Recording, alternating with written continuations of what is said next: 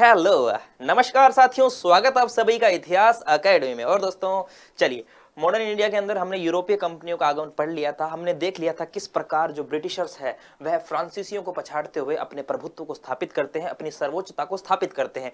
जी हाँ दोस्तों, ये तो साफ हो चुका था कि हिंदुस्तान के अंदर जो यूरोपीय कंपनियां आई थी उसमें सबसे सफल अंग्रेज यूरोपीय कंपनी थी, ब्रिटिशर्स थे, मतलब है ना। सबसे सफल कौन थे? ब्रिटिशर्स थे। और उसके बाद में दोस्तों अब ब्रिटिशर्स क्या करेंगे? धीरे धीरे धीरे धीरे दोस्तों अपनी सर्वोच्चता को स्थापित करेंगे। और उसी सर्वोच्चता को स्थापित करने के दौरान उन्होंने क्या क्या प्रयास किए, ठीक है, वो सब हम आज वाली क्लास में पढ़ने वाले हैं।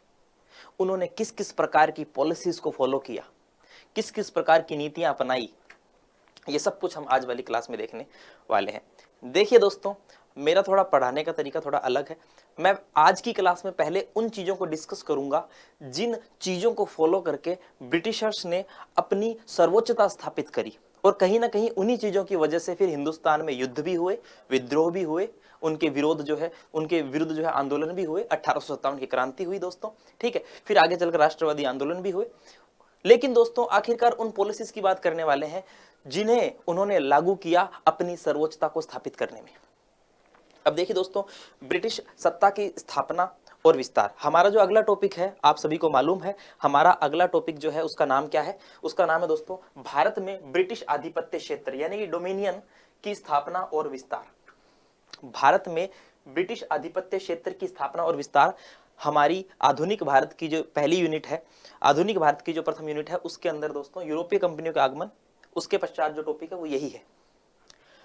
अब इसके अंदर वैसे देखा जाए तो बहुत सारी चीजें हम पढ़ सकते हैं कि भाई किस प्रकार से जो है ब्रिटिश आधिपत्य क्षेत्र की स्थापना होती है, ठीक है।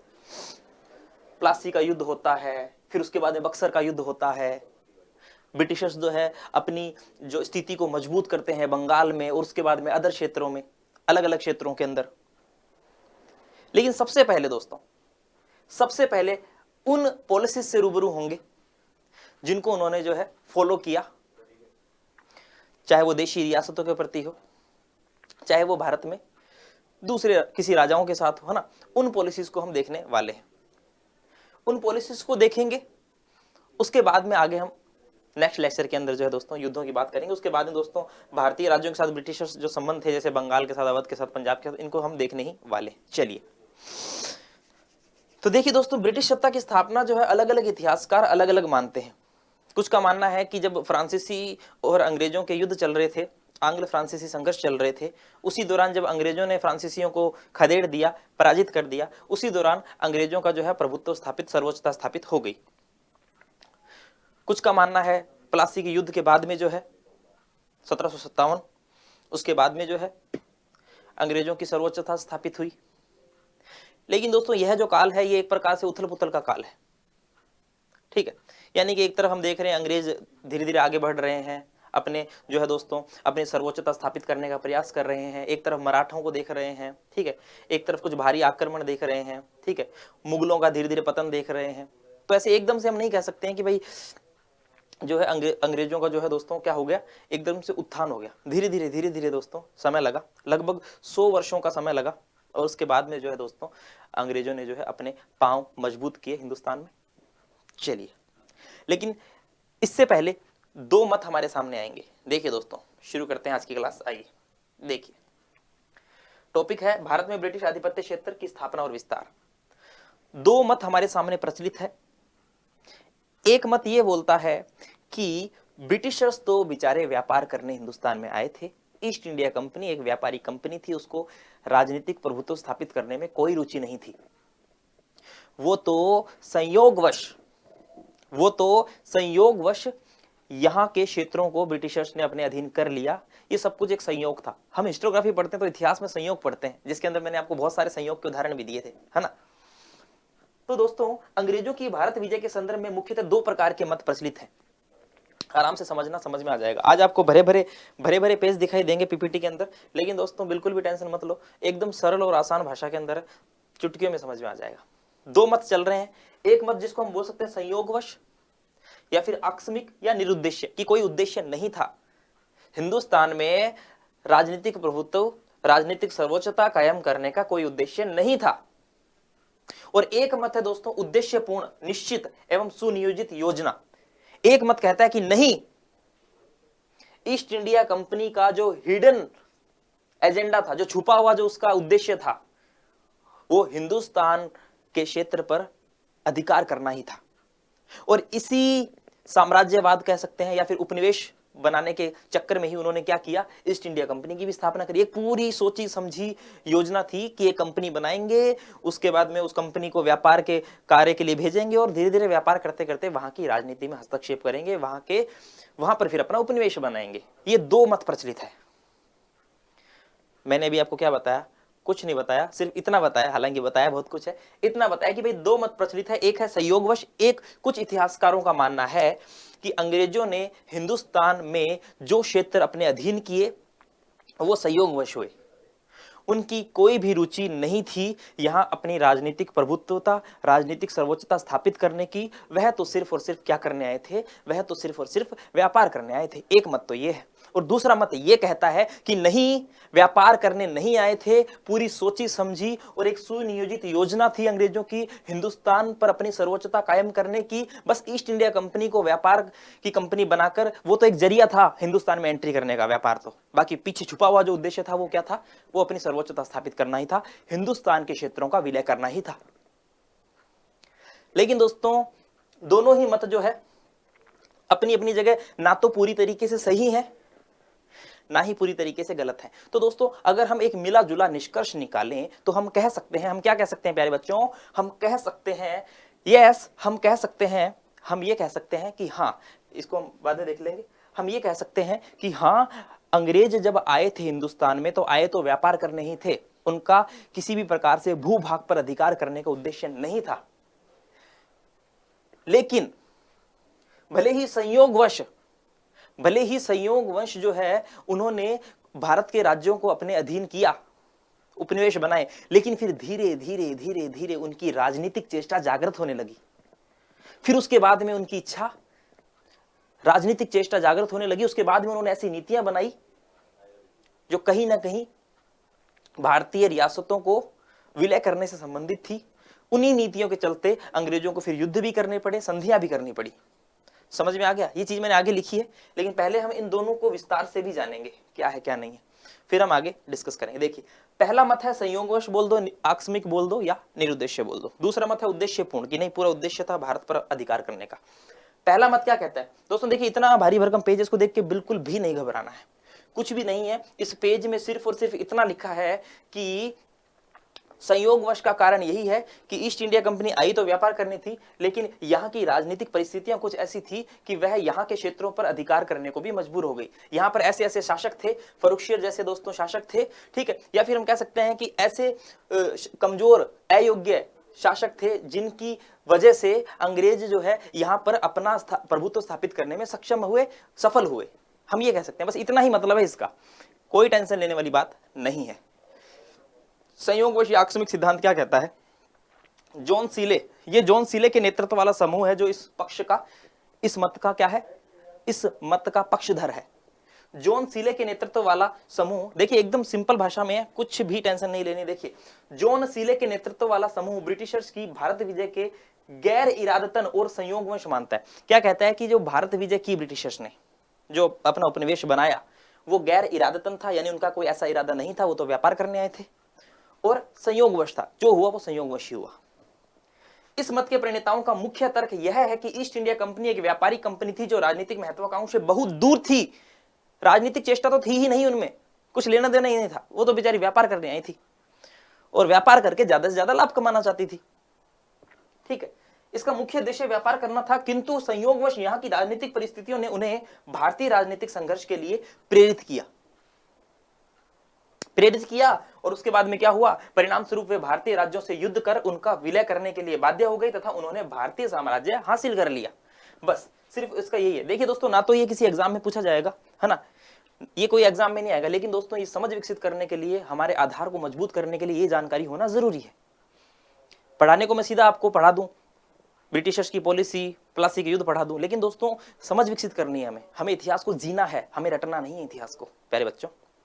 चलिए, ठीक है, तो इस पूरे पेज को कोई रटने की कोशिश मत करो, सिर्फ समझो संयोगवश, यानी कि यहाँ पर राजनीतिक प्रभुत्व स्थापित करने का कोई उद्देश्य नहीं था, केवल और केवल व्यापार करने आए थे। वो तो यहाँ की परिस्थितियां, राजनीतिक परिस्थितियां ऐसी थी कि वह यहाँ पर अधिकार करने के, यहाँ पर उपनिवेश बनाने के लिए बाध्य हो गए। दूसरा मत क्या कहता है, आइए देखिए। दूसरा मत है उद्देश्यपूर्ण। दूसरा मत इसके विपरीत क्या बोलेगा कि नहीं, यहां पर जो है अंग्रेजों का जो अपना आधिपत्य स्थापित किया वो पूरा एक सोची समझी चाल थी। पूरा उद्देश्य यही था कि यहां पर अपना आधिपत्य स्थापित करना है, यहां पर यानी हिंदुस्तान में। इस मतानुसार अंग्रेजों द्वारा एक निश्चित एवं सुनियोजित योजना के तहत भारत का अधिग्रहण किया गया। एक निश्चित योजना के तहत संगठित होकर एक व्यापारिक कंपनी का निर्माण किया गया, भारत में प्रवेश किया गया। ठीक है, भारत में प्रवेश के लिए, यानी कि एक पूरी सोची समझी चाल थी। भारत में प्रवेश के लिए दोस्तों एक कंपनी बनाई गई कि किस माध्यम से भारत में प्रवेश करें, तो व्यापारिक माध्यम से प्रवेश किया जाए, कंपनी बनाई जाए अकॉर्डिंग टू उद्देश्यपूर्ण मत के, इस मत के अनुसार।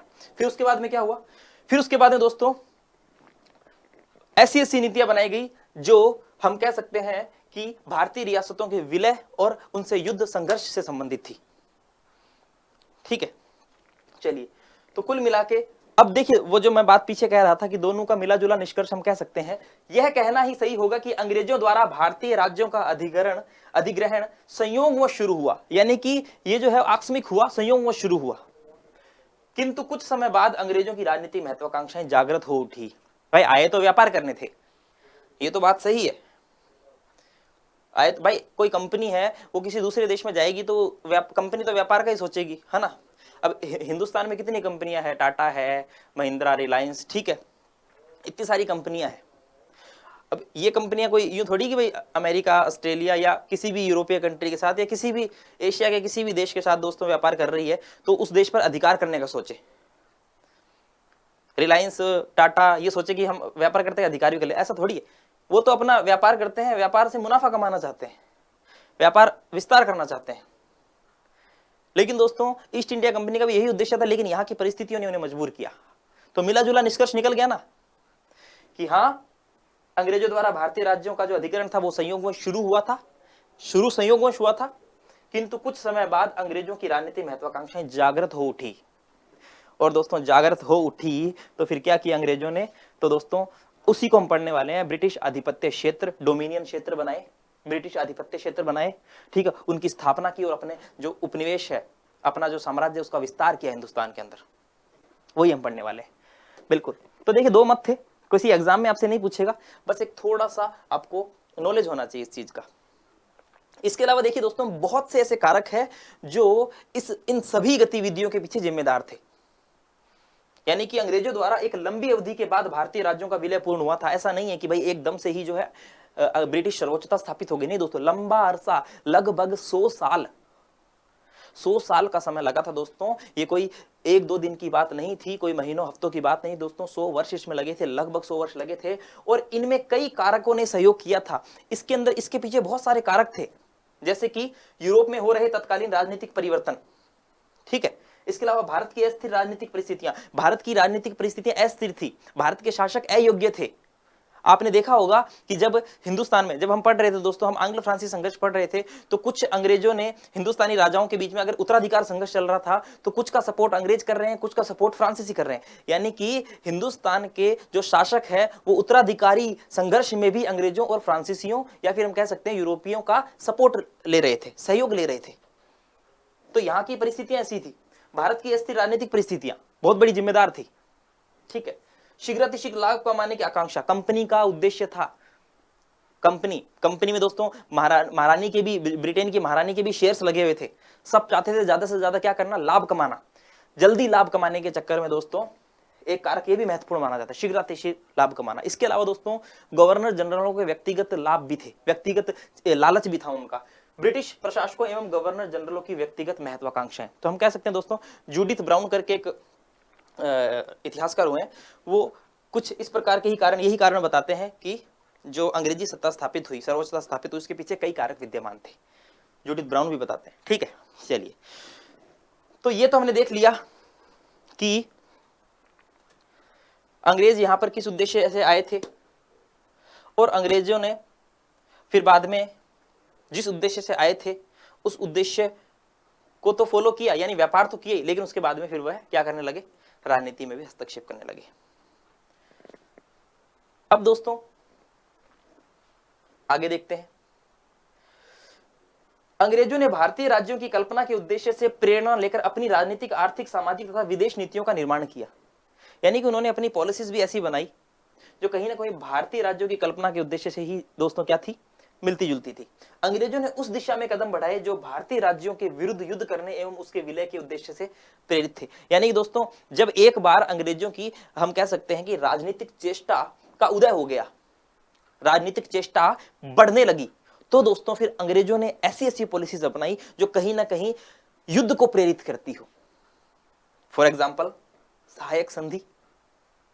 सहायक संधि के माध्यम से जो भारतीय रियासतें थी उनके विदेश नीति पूरी की तरह से दोस्तों, पूरी की तरह विदेश जो नीति थी उस पर कब्जा कर लिया अंग्रेजों ने। ठीक है।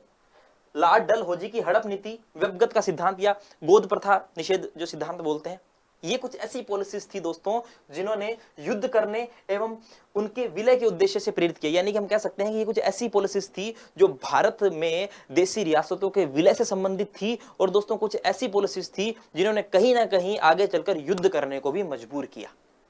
जब हम 1857 के रिवोल्ट के कुछ कारण पढ़ते हैं, जब हम 1857 के क्रांति के कारणों पर चर्चा करते हैं, तो राजनीतिक कारणों के अंदर हम देखते हैं कि हाँ, वेलेंजली की सहायक संधि, लॉर्ड डलहौजी की हड़प नीति, ठीक है, ये कुछ ऐसे राजनीतिक कारण हैं जिन्होंने इस क्रांति को प्रोत्साहित किया।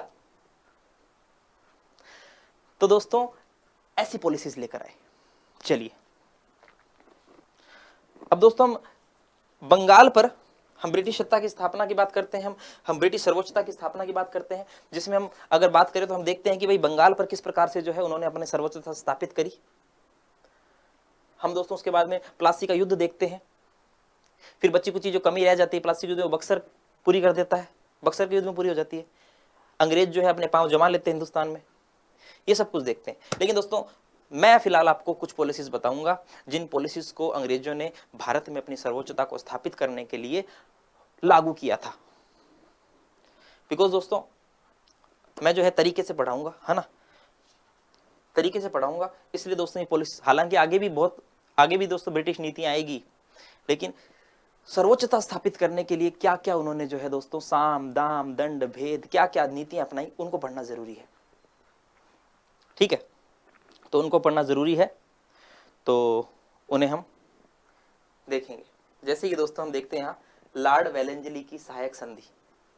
ठीक है, लॉर्ड वेलेंजली की सहायक संधि देखते हैं। इसके अलावा दोस्तों हम देखते हैं यहाँ पर लॉर्ड डलहौजी की हड़प नीति, व्यक्तिगत सिद्धांत। इसके अलावा दोस्तों और भी बहुत सारी पॉलिसीज है, और भी दोस्तों बहुत सारी पॉलिसीज है, जिसके अंदर दोस्तों हम रिंग फेंस की नीति देखते हैं। ठीक है, अधीनस्थ पृथक्करण की नीतियां हैं, ये बहुत सारी पॉलिसीज है जो हिंदुस्तान में रहते हुए अंग्रेजों द्वारा क्या की गई थी अंग्रेजों द्वारा दोस्तों लागू की गई थी। ठीक है, चलिए तो लॉर्ड वेलेंजली की सहायक संधि को जो है दोस्तों हम पढ़ते हैं। ठीक है, चलिए आप सभी को पता है दोस्तों लॉर्ड वेलेंजली हिंदुस्तान में आता है, इनका जो कार्यकाल लगभग 1798 से लेकर 1805 के आसपास जो इनका कार्यकाल रहता है, और इसी दौरान जो है दोस्तों ये सहायक संधि को जो है लागू करते हैं। ठीक है, देखिए लॉर्ड वेलेंजली की सहायक संधि प्रणाली, पहले मैं आपको समझा दूंगा थोड़ा, उसके बाद में क्या लिखा वो पढ़ लेंगे, कोई दिक्कत वाली बात नहीं है। लॉर्ड वेलेंजली की सहायक संधि प्रणाली लगभग 1798 से 1805 तक। ठीक है, 1798 से 1805 तक का काल रहता है दोस्तों, और उसी दौरान जो है सहायक संधि प्रणाली जो है लागू की जाती है। अब देखिए दोस्तों सहायक संधि एक प्रकार से क्या है। सहायक संधि जैसा कि मैं पीछे आपको जब हम फ्रांसीसियों के बारे में पढ़े तो मैंने डुप्ले के बारे में बताया था, भाई डुप्ले ने सबसे पहले कुछ इस प्रकार का कुछ प्रयोग किया था, हिंदुस्तानियों को सैनिक सहायता देना। ठीक है, कुछ इस प्रकार का सहायक संधि जैसा जो है दोस्तों प्रयोग जो है डुप्ले ने किया था हिंदुस्तान में।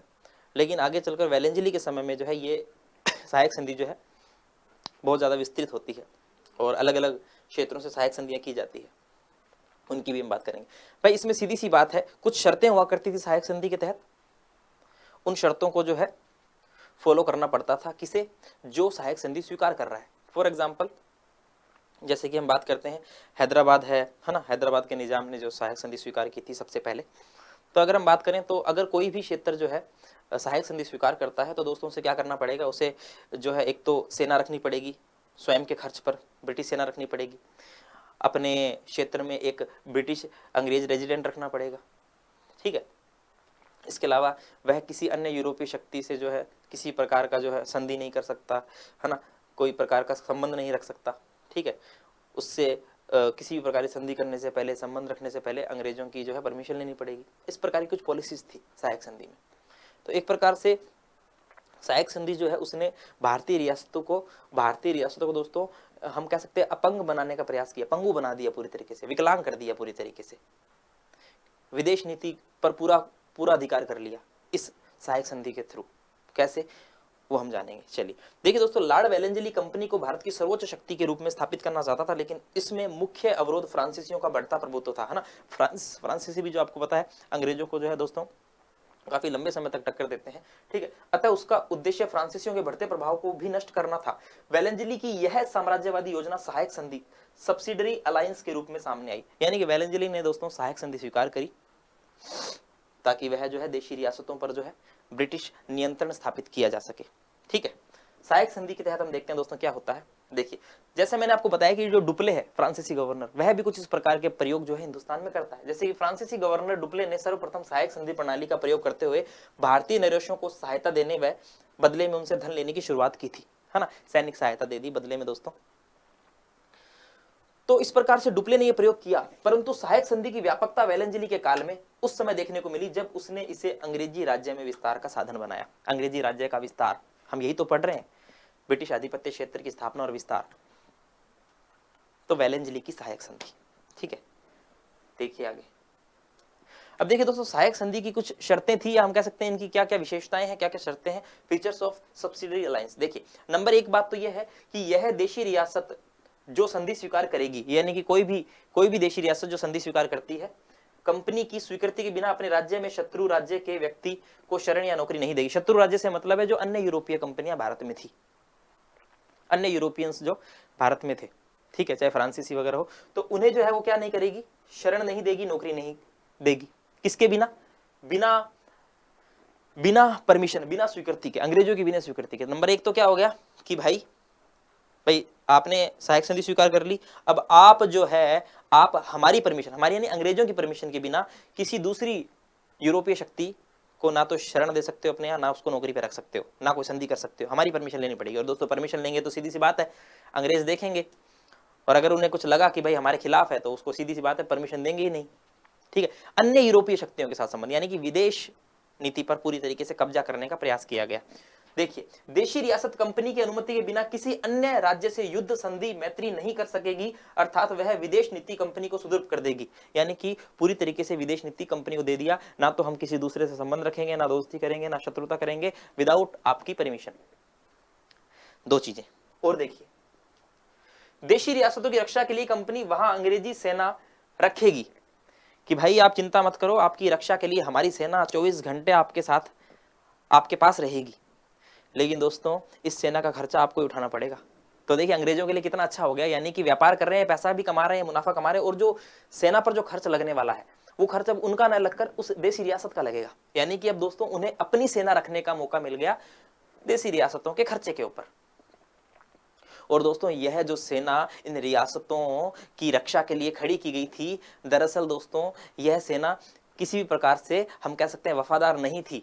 जरूरत पड़ने पर यह अंग्रेजों की ही सेना थी, तो देशी रियासतों पर भी दोस्तों क्या कर सकती थी, आक्रमण हमला कर सकती थी, जिसका खर्च रियासत को ही उठाना पड़ेगा। नगद धनराशि या राज्य का कुछ इलाका सेना के खर्च के लिए कंपनी को सौंपना पड़ेगा। तो इससे दोस्तों जो हम कह सकते हैं कि क्षेत्र पर भी दोस्तों एक प्रकार से अधिकार करने का प्रयास किया गया अंग्रेजों द्वारा। इसके अलावा चौथी देखिए, देशी रियासतें शासन प्रबंधन के लिए अपने दरबार में एक ब्रिटिश रेजिडेंट रखेगी। अब दोस्तों ये ब्रिटिश रेजिडेंट शासन प्रबंधन में काम नहीं करेगा, ये कान लगाएगा कान कि कहीं अंग्रेजों के खिलाफ षड्यंत्र तो नहीं हो रहे, कहीं कोई षड्यंत्र तो नहीं कर रहा, और अगर कोई षड्यंत्र कर रहा है तो दोस्तों उसकी खबर सीधा अंग्रेजों तक पहुंच जाएगी, षड्यंत्र को पूरा होने से पहले ही समाप्त कर दिया जाएगा। ये ब्रिटिश रेजिडेंट था, ना कि कोई शासन प्रबंधक, ठीक है। एक प्रकार से आंतरिक और बाहरी, ये सहायक संधि ने आंतरिक और बाहरी दोनों ही तरफ से देशी रियासतों को दोस्तों जकड़ लिया। ना तो विदेश संबंध बना सकते, विदेश नीति को दोस्तों जकड़ लिया, आंतरिक संबंधों, आंतरिक हस्तक्षेप हो गया एक प्रकार से। प्राइवेसी नाम की चीज ही खत्म कर दी। आगे देखिए, भारतीय नरेशों के आंतरिक शासन में कोई हस्तक्षेप नहीं किया जाएगा। अब देखिए कहने को क्या कह दिया कि भाई भारतीय नरेश जो ये संधि स्वीकार कर रहे हैं उनके आंतरिक मामलों में हम हस्तक्षेप नहीं करेंगे। लेकिन दोस्तों ये क्या है, सब कुछ बोल दिया। एक प्रकार से मैं बोल दूं तुझे ये भी नहीं करना, तुझे ये भी नहीं करना और तुझे ये भी नहीं करना, बाकी तुझे जो करना तू कर।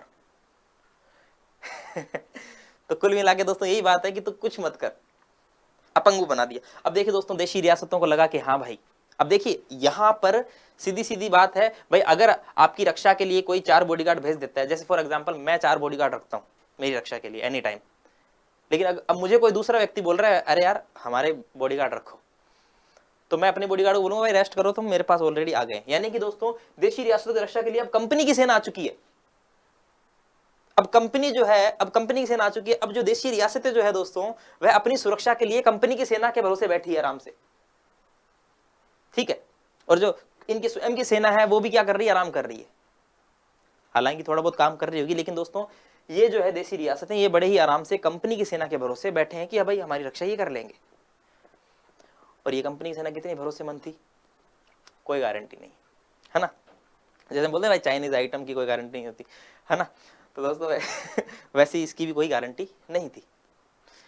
तो एक प्रकार से भाई देशी रियासतें तो क्या हो गई, राजा रजवाड़े क्या हो गए, निश्चिंत हो गए, फ्री हो गए कि चलो ठीक है अब अंग्रेज हमारी रक्षा करें। लेकिन दोस्तों यहाँ ये पतन था इनका, इनको खबर नहीं थी, ये पतन था। आगे देखिए, तो बस एक प्रकार बोल दिया हस्तक्षेप नहीं करेंगे, लेकिन दोस्तों हस्तक्षेप कर भी लिया। समझ में आ गया इजीली, कोई बहुत बड़ी बात नहीं है सहायक संधि, ठीक है। आगे देखिए, संधि से कंपनी को क्या लाभ हुआ, भाई कंपनी को लाभ ही लाभ था, कंपनी को तो लाभ ही लाभ था। देशी रियासतों से फ्रांसीसियों का प्रभाव पूर्णतः समाप्त हो गया। अब भाई बोल दिया कि दूसरी यूरोपीय शक्ति के साथ संबंध मत रखना मेरी परमिशन के बिना। तो फ्रांसीसी ये भी दूसरी कंपनियां थी, है ना, क्या संबंध रखेंगे, अंग्रेजों की परमिशन लेंगे, अंग्रेज परमिशन नहीं देंगे, सीधी सी बात है। क्योंकि फ्रांसीसियों को वहां नौकरी करने का अवसर प्राप्त नहीं हो सकता था। अब भाई कोई अवसर प्राप्त नहीं होगा, ना तो नौकरी पे रखोगे ना शरण पे रखोगे। देशी रियासतों की विदेश नीति अब कंपनी के हाथ में चली गई। इस प्रकार वे अंग्रेजों के विरुद्ध गुट या संघ बनाने में वंचित हो गए। अंग्रेज रेजिडेंट भी बैठा है 24 घंटे ध्यान रखने के लिए, कोई गुटबाजी नहीं हो सकती, कोई षड्यंत्र नहीं हो सकता, ठीक है, याद रखना। इसके अलावा देशी राज्यों के खर्च पर ही अंग्रेजों की सेना बनकर तैयार हो गई कि चलो भाई कोई दिक्कत वाली बात नहीं है, हम जो कमा रहे हैं व्यापार से वो हमारा जा रहा है दोस्तों बाहर, ठीक है, भारत का पैसा बाहर जा रहा है, बदले में कुछ नहीं मिल रहा, और यहाँ की सेना का जो खर्चा है वो भी अब यहाँ के लोग उठा रहे हैं। क्या बात है ना। वह सेना जो देशी रियासतों की रक्षा के लिए बनाई गई थी व्यवहारगत, देखिए वही बात आ रही है कि ये जो सेना थी क्या ये विश्वास लायक थी या नहीं थी, नहीं दोस्तों बिल्कुल नहीं। व्यवहारगत कंपनी द्वारा अपने शत्रुओं और देशी रियासतों को नष्ट करने में उपयोग की जाती। इस सेना जिस सेना को ये देशी रियासतें पाल रही है अपने टुकड़ों पर, अपने पैसों पर, ये सेना, इन्हें पता नहीं है कि यही सेना जो है दोस्तों खा पी के, है ना, बॉडी बना के तुम्हारे क्या करेगी, नुकसान करेगी, ठीक है, नमक हरामी करेगी, तुम्हारा ही नमक खा के तुम्हारा परिवार करेगी। इससे कंपनी की साम्राज्यवादी सीमाएं काफी आगे बढ़ गई। अब देखिए दोस्तों कुछ चीजें हैं, कुछ क्षेत्र है जिन पर अधिकार किया गया, है ना, बात करेंगे। इस संधि के द्वारा देशी राज्य कंपनी का संरक्षण स्वीकार कर संतुष्ट हो गए, यानी देशी राज्य संतुष्ट हो गए कि चलो भाई बढ़िया है, सहायक संधि कर ली, कोई टेंशन नहीं है ना, कोई टेंशन नहीं है। जिससे कंपनी के विरुद्ध बढ़ते विद्वेष एवं शत्रुता की भावना को नियंत्रित करने में अभूतपूर्व सफलता प्राप्त हुई। यानी कि अब जो है, जो देशी रियासतों के अंदर कंपनी के विरुद्ध जो भावना बढ़ रही थी वो भी शांत होगी कि नहीं अब तो हमारी रक्षा कौन कर रही, कंपनी कर रही। तो एक प्रकार से देशी रियासतें बड़ी निश्चिंत हो गई। हम कहते हैं तू ये भी मत कर, तू वो भी मत कर, नहीं सब मैं कर दूंगा, तू ये भी मत कर। अपने जैसे आजकल अपने बच्चों को कहते हैं ना, नहीं बेटा तू ये नहीं करा, नहीं बेटा तू, अब पहले के माँ बाप तो क्या करते थे दोस्तों, अपने बच्चों से बहुत सारे काम करवाते थे, है ना, बहुत मेहनत करवाते थे। आजकल के माँ बाप अरे नहीं नहीं मेरे बेटा ये नहीं कर सकता, मेरे बेटा ये नहीं कर सकता, तो वो क्या फिर कमजोर हो जाता है आगे चलकर। और पहले वाले जो काम करवाते थे वो मजबूत बनते हैं। पहले के लोग आपको पता कितने मजबूत, आजकल वाले बड़े बड़े रिमोट से सारे काम हो जाते हैं, शरीर को जोर ही नहीं देते, तो उससे क्या हो जाते हैं, आलसी हो जाते हैं, है ना। ये मैं क्यों बता रहा हूँ, बिकॉज ये ऐसा ही कुछ यहाँ पर हो रहा था। यानी कि देशी रियासतों को बोलते हैं रेस्ट करो, रिलैक्स रहो, सब हम कर लेंगे। अच्छा सेना हम बैठे हैं, अच्छा शासन प्रबंधन हाँ अंग्रेज रेजिडेंट बैठा है, कोई दिक्कत वाली बात नहीं, अच्छा टेंशन नहीं, मतलब मस्त रहो। तो बस फिर क्या होना था, अपंग। एक प्रकार से दिखने में सब कुछ सही है, लेकिन दोस्तों एक प्रकार से देशी रियासतों का क्या हो गया, नुकसान। चलिए आया समझ में मामला। अब देखिए दोस्तों संधि का देशी रियासतों पर प्रभाव। अब देशी रियासतों पर क्या प्रभाव पड़ा भाई, अंग्रेजों के लिए तो ब्रिटिशर्स पर तो बहुत ही अच्छे प्रभाव पड़े, लेकिन देशी रियासतों पर क्या प्रभाव पड़ा, क्या दुष्प्रभाव पड़ा। देखो, विदेश नीति के मामले में कंपनी की सर्वोच्चता स्वीकार कर देशी रियासतें अपनी स्वतंत्रता के साथ समझौता कर बैठी। भाई खुद की जो फ्रीडम थी उसके साथ समझौता हो गया, अब कोई स्वतंत्रता नहीं बची। यद्यपि अंग्रेज रेजिडेंटों को राज्यों के आंतरिक मामलों में हस्तक्षेप का अधिकार नहीं था, है ना, लेकिन ये उल्लंघन कर देते थे। फिर भी प्राय वे इसका उल्लंघन करते थे। परिणाम स्वरूप शासकों ने शासन का भार धीरे धीरे रेजिडेंटों को ही सुदृढ़ कर दिया कि भाई अब तुम ही सब कुछ देख रहे हो तो तुम ही देख लो, ये जोड़े हाथ। ठीक है, और अंग्रेज चाहते क्या थे, वो भी यही चाहते थे भाई हमें हमको ही देखने दो, आप क्यों कर रहे हो। आगे देखो, सेना पर अत्यधिक व्यय होने के कारण देशी रियासतों की अर्थव्यवस्था चरमरा गई। भाई साहब, एक तो खुद की सेना प्लस अंग्रेजों की सेना, उनका खर्चा उठाना, ठीक है, अर्थव्यवस्था तो डगमगाएगी, राजकोष तो खाली होना ही है। वे सेना का खर्च उठाने में असमर्थ सिद्ध होने लगी, जिसका परिणाम यह हुआ कि देशी रियासतों को अपने बहुत बड़े प्रदेश से हाथ धोना पड़ा। अब जैसे बताएं कुछ क्षेत्र भी देना पड़ेगा, तो अपने प्रदेशों से हाथ धोना पड़ा इन्हें। इसके अलावा इस संधि के माध्यम से भारतीय नरेशों की राष्ट्रीय भावना, साहस, सैन्य संगठन आदि का अस्तित्व समाप्त हो गया, जिसका परिणाम यह हुआ कि भारतीय राज्य निरंतर पतन की ओर अग्रसर होते गए। कुल मिला के बात ये थी कि भाई भारतीय राज्य जो है अंग्रेजी सेना के प्रति क्या हो गए दोस्तों, संतोष लेके बैठ गए कि हाँ बस अब जो करेंगे अंग्रेज करेंगे। तो इस वजह से दोस्तों इनका पतन होना स्वाभाविक था। वेलेंजली की सहायक संधि से ब्रिटिश हितों की रक्षा हुई, जबकि देशी रियासतों को इसके गंभीर दुष्परिणाम झेलने पड़े। ब्रिटिश हितों की रक्षा होनी ही थी। सहायक संधि स्वीकार जिन्होंने की वो एक प्रकार से पूरी तरीके से अंग्रेजों के अधीन हो चुके थे, अंग्रेजों का पूरी तरीके से उनके ऊपर नियंत्रण हो चुका था। तो सहायक संधि को बड़े ही मस्त तरीके से किया है, ठीक है, याद रखना, ठीक है, याद हो भी जाएगा, डोंट वरी, कोई बड़ी बात नहीं है, याद हो भी जाएगा। अब अक्सर एग्जाम में पूछा जाता है सहायक संधि का क्रियान्वयन, यानी भाई सहायक संधि किस किस के साथ की गई, इंप्लीमेंटेशन ऑफ सब्सिडरी अलायंस, यानी किस किस के साथ की गई दोस्तों, क्रम से पूछे जाते हैं एग्जाम में, ठीक है। तो याद रखना सहायक संधि जो है दोस्तों किन किन क्षेत्रों से की गई। सबसे पहले दोस्तों हैदराबाद का जो निजाम है वो 1798 में शुरू होती है। मैंने बताया लगभग 1798 के अंदर वेलेंजली कार्यकाल 1798 से 1805 तक रहता है। तो इसी समय इसी कार्यकाल के बीच में जो है ये संधि लागू करता है वेलेंजली, है ना। तो देखिए हैदराबाद के निजाम अली, हैदराबाद का शासक निजाम अली, ठीक है, 1798 ईस्वी। उसके बाद दोस्तों हम देखते हैं कि 1799 ईस्वी में मैसूर, 1799 ईस्वी में दोस्तों मैसूर के साथ संधि होती है, ठीक है। शासक कौन होता है दोस्तों, शासक होता है कृष्ण राय, यहां मैं लिख देता हूं ना, मैं सीधा नाम ही लिख देता हूं, शासक नहीं लिख रहा, कृष्ण राय,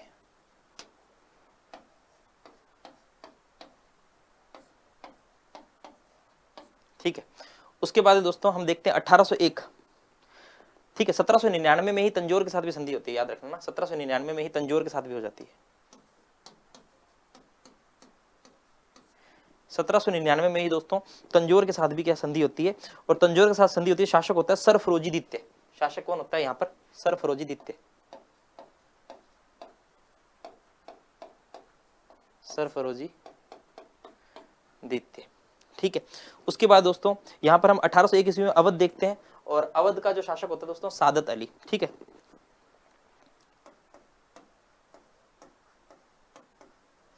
सादत अली जो संधि स्वीकार करते हैं ना, उनकी बात कर रहे हैं। उसके बाद दोस्तों मराठा पेशवा के साथ 1802 में, ठीक है, मराठा पेशवा के साथ आपको पता है शासक जो है दोस्तों वो बाजीराव द्वितीय है, ठीक है।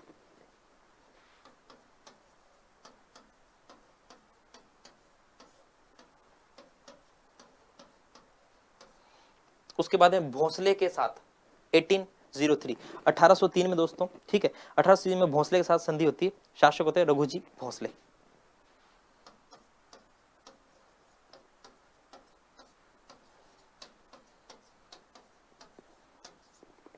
भोसले ये है सह है, ठीक है। उसके बाद सिंधिया के साथ, ठीक है, 1804 में, ठीक है, शासक है दौलत राव सिंधिया,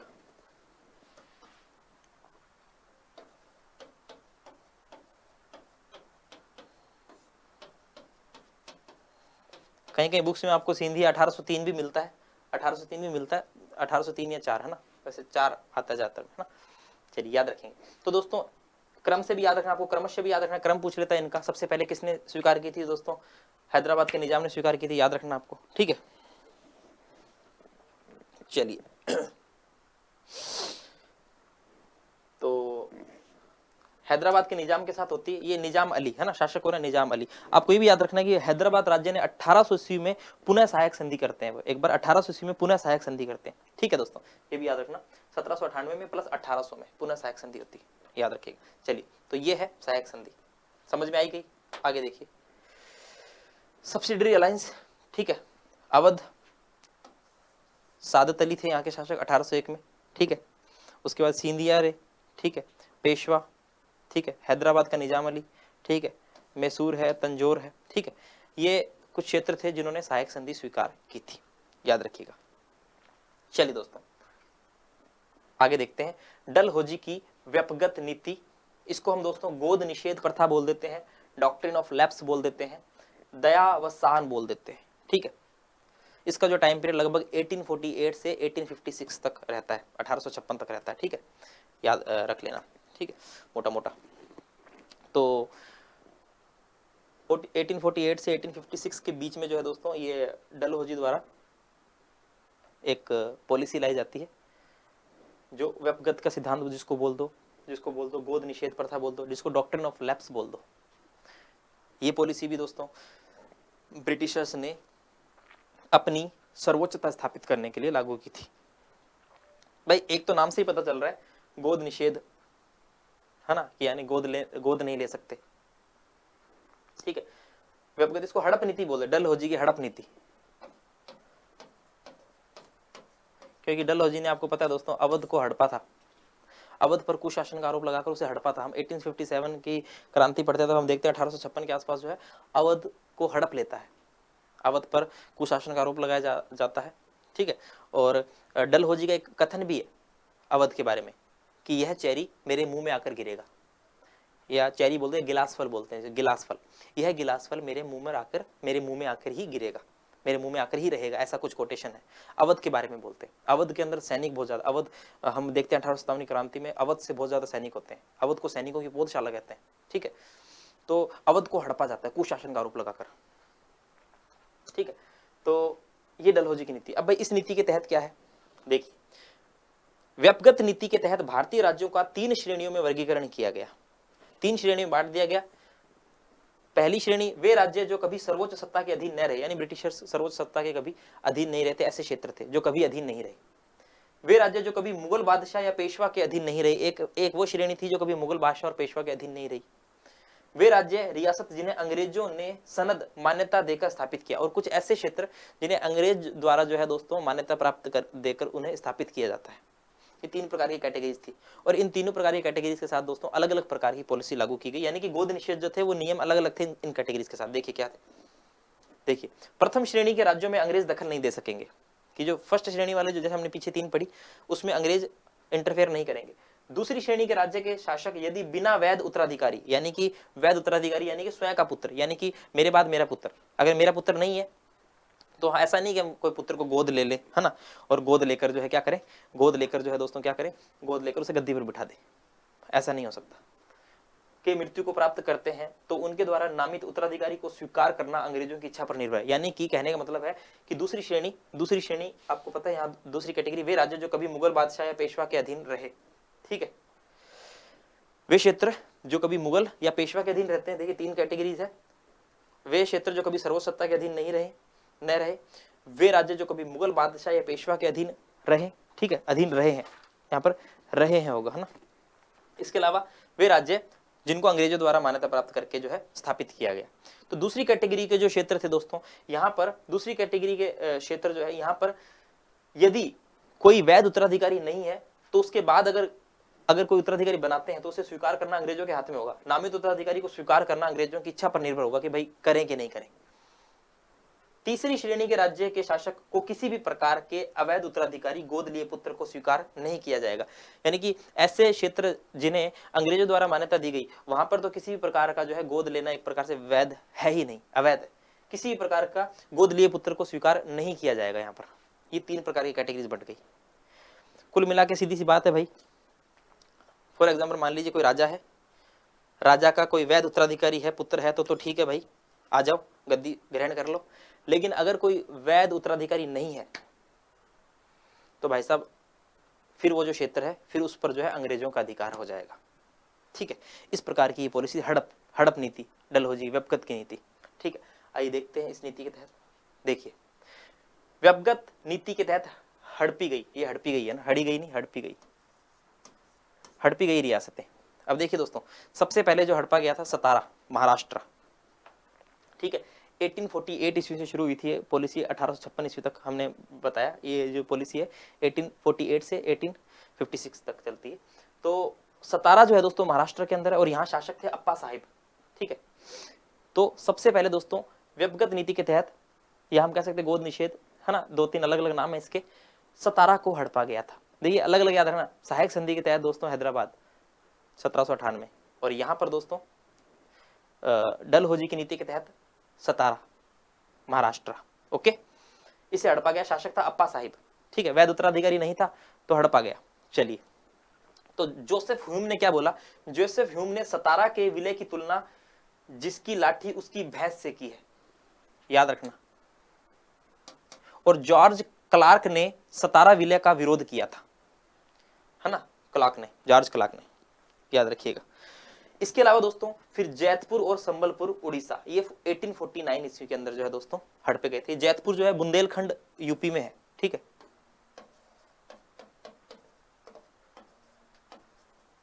बुंदेलखंड यूपी, संबलपुर उड़ीसा 1849 में हड़पे गए।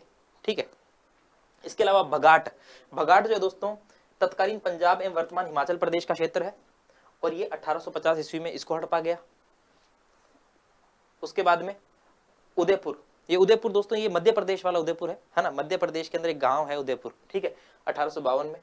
झांसी उत्तर प्रदेश 1853 ईस्वी में, शासक गंगाधर राव, कहीं कहीं बुक्स में 1854 भी मिलता है ना, ज्यादातर बुक्स में 1853।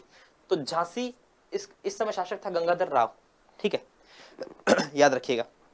यहां पर दोस्तों आपको एक बात ये भी याद रखना है कि झांसी की जो रानी थी लक्ष्मीबाई ने दामोदर राव को गोद लिया था, ठीक है, लेकिन इसको जो है डलहौजी की नीति के तहत हड़प लिया गया। नागपुर महाराष्ट्र 1854 में, शासक रघुजी तृतीय। तो ये कुछ क्षेत्र है दोस्तों, इनको भी याद रखना आप।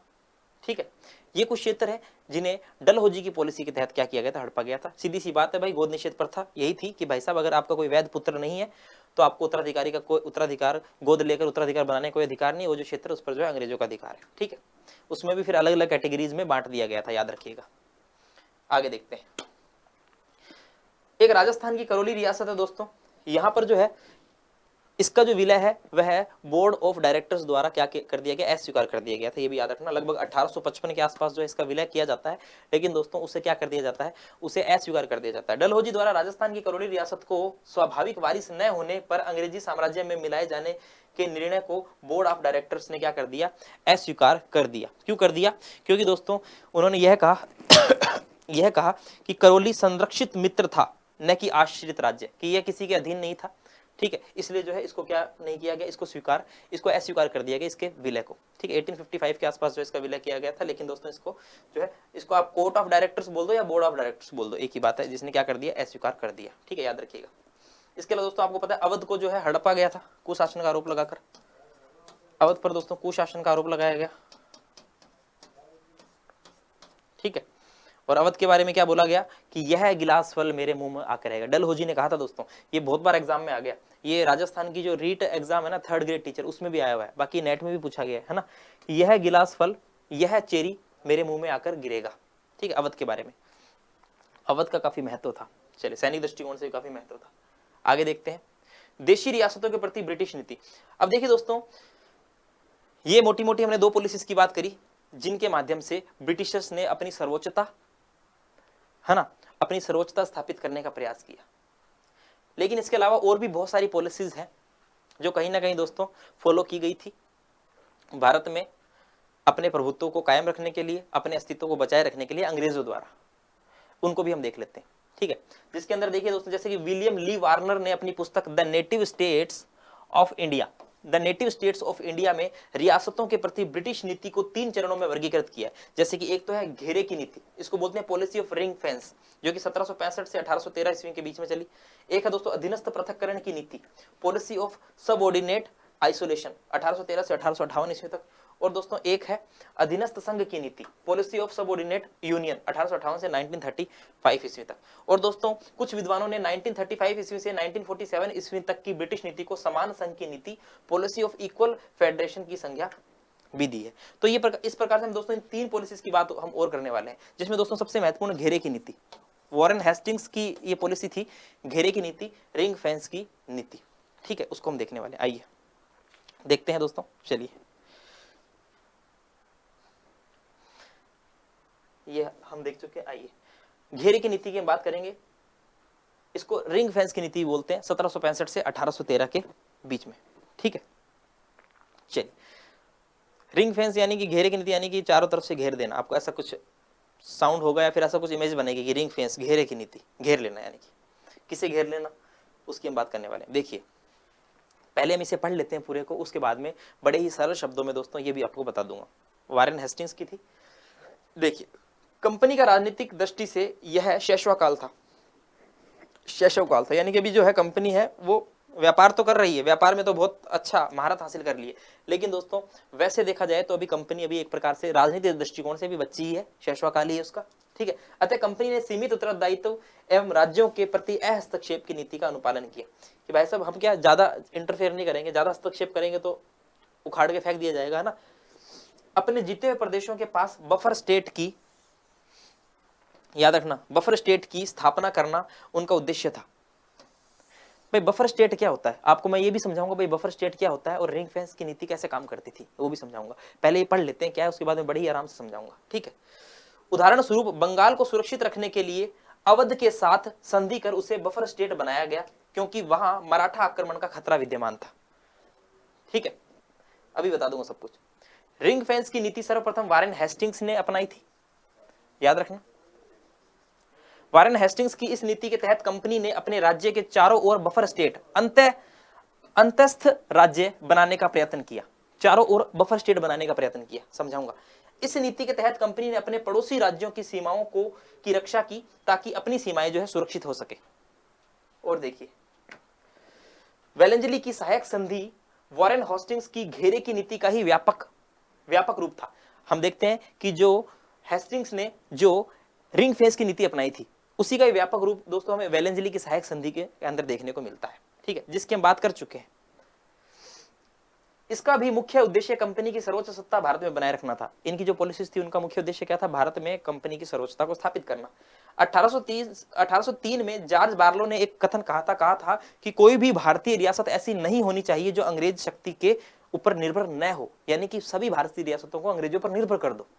इसके अलावा दोस्तों देखिए, ये जो रिंग फेंस की नीति है इसके बारे में लॉर्ड सैलिसबरी ने सुरक्षित घेरे की नीति के बारे में क्या कहा, या रिंग फेंस की नीति के बारे में या फिर घेरे की नीति के बारे में क्या कहा कि यह नीति पृथ्वी को मंगल ग्रह के आक्रमण से बचाने के लिए चंद्रमा की सुरक्षा की भांति है। बिल्कुल सही कहा है दोस्तों, ये कोटेशन याद रखना। ये दोस्तों रिंग फेंस की नीति के बारे में कहा गया है लॉर्ड सैलिसबरी ने। ठीक है, ये पूरा हमने पढ़ लिया है। ठीक है, अब देखिए, अब इसको समझिए, आपको मैं समझाता हूं। देखिए, एक शब्द आया दोस्तों बफर स्टेट। बफर स्टेट भाई अंतस्थ राज्य, बफर स्टेट यानी दोस्तों हम कह सकते हैं भाई दो शक्तिशाली भौगोलिक इकाइयों या दो शक्तिशाली राज्यों के बीच में दोस्तों एक छोटा राज्य, उसको बफर स्टेट कह देते हैं। ठीक है, अब फॉर एग्जांपल दोस्तों देखिए, मैं आपको समझाता हूं रिंग फेंस की पॉलिसी। देखिए, ये अंग्रेजी क्षेत्र है, अंग्रेज रियासत मान लो। ठीक है, और ये दोस्तों कोई अन्य शक्ति है। ठीक है, और दोस्तों यहां बीच में कोई क्षेत्र है, ये एक शक्तिशाली क्षेत्र ये हो गया, एक शक्तिशाली क्षेत्र ये हो गया दोस्तों, बीच में क्या है, बफर स्टेट, ये बीच का है, अंतस्थ राज्य है, इसको हम बोल देते हैं बफर स्टेट। Buffer state. अब देखिए दोस्तों, अंग्रेज जो है अगर यहां तक पहुंचेंगे, ठीक है, अंग्रेज जो है दोस्तों अगर यहां तक पहुंचेंगे तो अगर अंग्रेज इसका विलय करेंगे एक प्रकार से, तो अंग्रेज की जो सीमाएं हैं दोस्तों वह दूसरी जो शक्ति है उसके साथ भी टच होने लगेगी सीमाएं, और सीधी सी बात है दोस्तों ये दूसरी शक्ति जो है क्या करेगी, आक्रमण करेगी। और क्योंकि राजनीतिक रूप से हम कह सकते हैं कि भाई सैनिक युद्ध के अंदर किसी भी प्रकार किसी की भी जीत और हार हो सकती है, तो कहीं ना कहीं अंग्रेजों के लिए भी खतरा होता, है ना। और दोस्तों ये काम ये भी कर सकती थी अगर मान लो ये इसके अपने यहां तक ले आती, यानी कि ये शक्ति इस क्षेत्र को यहां तक कवर कर लेती है, इस पर अधिकार कर लेती है, तो इस शक्ति की सीमाएं अंग्रेजी शक्ति के साथ लग सकती थी, ठीक है। तो खतरा तो फिर भी अंग्रेजों के लिए बनता। तो अंग्रेजों ने सोचा कि क्यों ना अपने आसपास बफर स्टेट बना दिए जाए इतने सारे और उनकी सीमाओं की रक्षा की जाए। फॉर एग्जाम्पल इसी में ही समझो, इसी में ही समझो दोस्तों। अब देखो वापिस समझाऊंगा, बड़े प्यार से समझ में आ जाएगा। मैंने भी आपको क्या बताया, है ना, मैंने बताया कि भाई बफर स्टेट होता है कि जो एक अंतस्थ राज्य है ना, दो शक्तिशाली राज्यों के बीच का एक छोटा सा कोई राज्य हो गया, अंतस्थ राज्य हो गया, उसको बफर स्टेट कह देते हैं, है ना। दो इधर एक शक्ति इधर एक शक्ति, बीच में कोई राज्य हो गया तो उसको बफर स्टेट कह देते हैं, जो बीच में होता है, ठीक है, अंतस्थ राज्य हो गया, ठीक है। तो एक तरफ अंग्रेज है, एक तरफ अन्य शक्ति है। अब यहां से ये डायरेक्ट अंग्रेजों की सीमाओं को नहीं छू रहा है, यानी ये जो शक्ति है ये डायरेक्ट अंग्रेजी राज्य की सीमाओं को नहीं छूती है, और ना ही अंग्रेज डायरेक्ट इस शक्ति की सीमाओं को छूते हैं, क्योंकि बीच में ये बफर स्टेट है। इसकी वजह से दोस्तों सुरक्षा मिल रही है। अगर अंग्रेज यहां तक अधिकार कर लेंगे तो ये डायरेक्ट इसकी सीमाओं को टच हो जाएगी। अगर और ये काम ये भी कर सकते हैं, अगर ये यहां तक अपना क्षेत्र विस्तार कर ले तो ये अंग्रेजों की सीमाओं के साथ टच हो जाएगा, सीमाओं में टकराव होगा दोस्तों, सीधी सी बात है, युद्ध होगा, है ना। तो फिर अंग्रेजों ने सोचा कि क्यों ना ऐसे बफर स्टेट बनाए जाए, अपने आसपास जो है बफर स्टेट बना दिया जाए, ठीक है। अब इसके तहत दोस्तों ये अंग्रेज शक्ति है, ये अंग्रेज क्षेत्र है, मान लो ये अंग्रेजी राज्य है, ये कोई अन्य शक्ति है जिसका भय है, जैसे कि मान लो मराठा, मान लो मराठों के आक्रमण का भय है, ठीक है, चौथ सरदेश मुखी ये वसूला करते थे मराठे, ठीक है, इनका भय है, ठीक है। तो अब देखिए अंग्रेजों ने सोचा क्यों ना हम अपने आसपास